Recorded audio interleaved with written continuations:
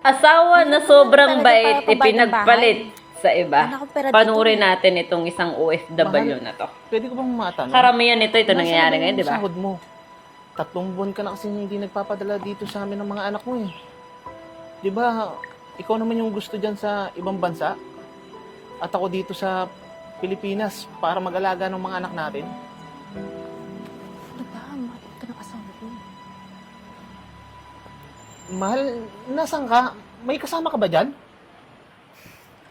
RC, may tanong ako sa'yo.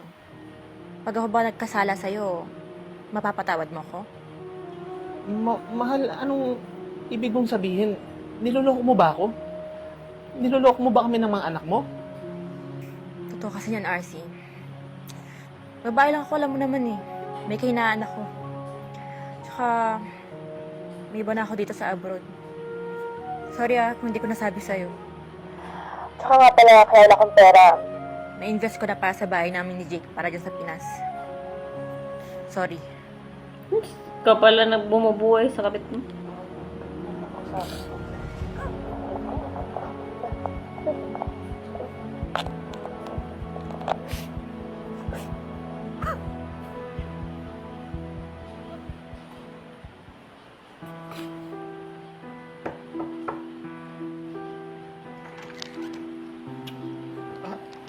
Mahal, kailan ka pa nakauwi? Sorry hindi ako nakapagsabi sa'yo. Actually, 1 week na ako dito sa Pinas. Pero don't worry. Pumunta ako dito Grabe para na, hindi ko sobrang yung bait mga ng bata. asawa. Kukunin ko na yung mga gamit ko. Tsaka yung mga bata, iiwan ko na sa'yo. Kasi napag-usapan na namin na bubuo na kami ng sarili namin pamilya. Yung kanyang anak lang. Nga pala, si Jake. Basta tol, mga pala si Jake. Arborin ko na muna yung asawa mo ha. Better luck na lang next time. Rachel, sandali. Pwede ba natin pag-usapan to? Hindi ko kasi alam yung sasabihin ko sa mga bata. Alam mo, kakalimutan ko yung mga nangyari. Yung mga ginawa mo.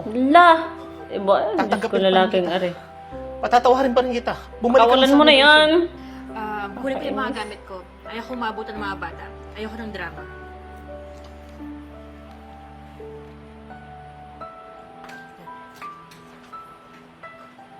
Pasok eh. Ang yabang ng lalaking yun.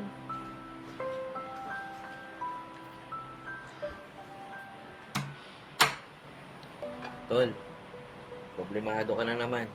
Kung ako sa'yo, hayaan mo na yung asawa mo na yun. Tama. Niloko ka lang naman nun eh. Hindi tol. Mahal ko si Rachel. Alam mo, kahit na nagkasala siya sa akin, tatanggapin ko pa rin siya, patatawarin ko pa rin siya. Mabuo lang yung pamilya namin. Tol naman, parang hindi ka naman nag-iisip eh. Kita mo nga yun, oh, umuwi siya ng Pilipinas, tapos kasama niya dito yung jowa niya. Ako, hindi ko kayang sikmurahin yung tol. Ganito na lang.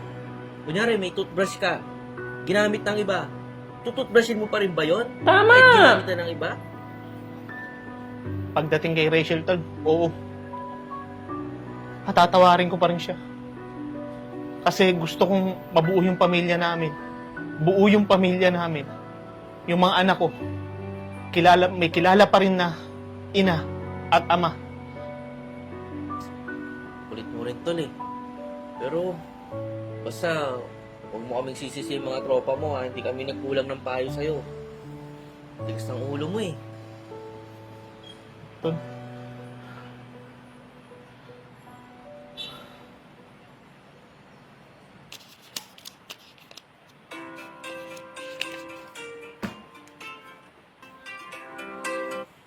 Hello? Hello, Rachel? Hello? Sino ba to?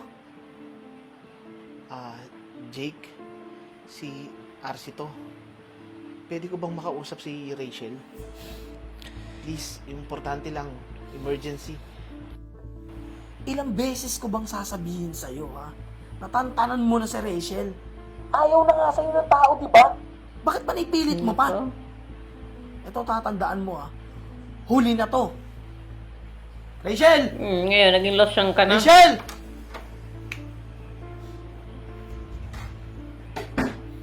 Tignan nga dito.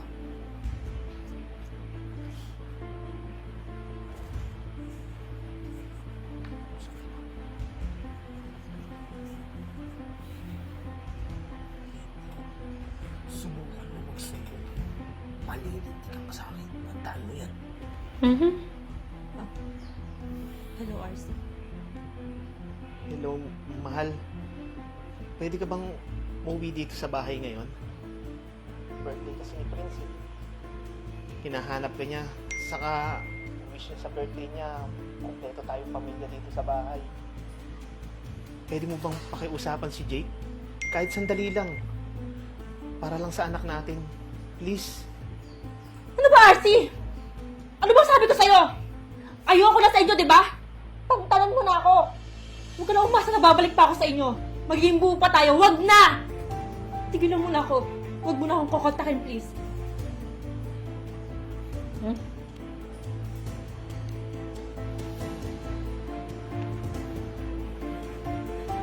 Di ba sabi ko sa'yo, wag mo nang kakausapin yan. Bakit hindi ka nakikinig, ha? Rachel, kilala mo ko. Alam mo kung ano yung kaya kong gawin. Baka gusto mo... Nasa huli, ang hindi na ikaw yung pagsisisi. masaktan. Pati Yun lang din ang masasabi ko.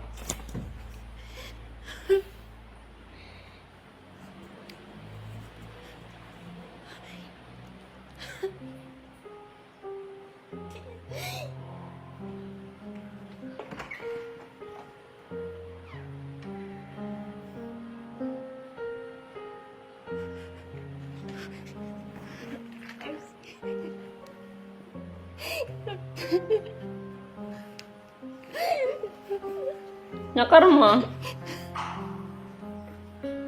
Ano nangyari sa'yo? Bakit puro pasa at sugat ka? Sinasaktan ka ba niya? RC, patawarin mo ako. Nagkamali. Kasi hindi ka kasi makontento. Walang hiya siyang lalaki. Ginagawa niya akong katulong. Sinasaktan niya ako kapag di ko nagagawa yung gusto niya. Huwag kang mag-alala. Hindi ka niya nasasaktan ulit. Nandito na ako. Mahal na mahal kita. Kaya kahit na nagkasala ka sa akin, patatawarin pa rin kita. Patawarin mo. Yan ka pa nagsisisi. Dapat hindi ko sinayang lalaking katulad mo. Inabuso ko yung kabaitan mo. Sa kabila ng nagawa ko sa iyo. Tanda mo pa rin Kung sa akin pa yun, di ko nang tatanggapin. Diyos ko. mahal na mahal din kita. Tira-tira ka lang. Kaya sana maging aral to sa mga babae na hindi makontento sa pamilya. Pakontento kasi kayo. Para ang karma hindi babalik sa inyo. Di ba? Kaya sabi pa nga, kung anong ginagawa mo, yun din ang ibabalik sa'yo. Kaya for today's video, kung nagustuhan ng video na ito, huwag mong kalimutan i-share. Paano nila paputi.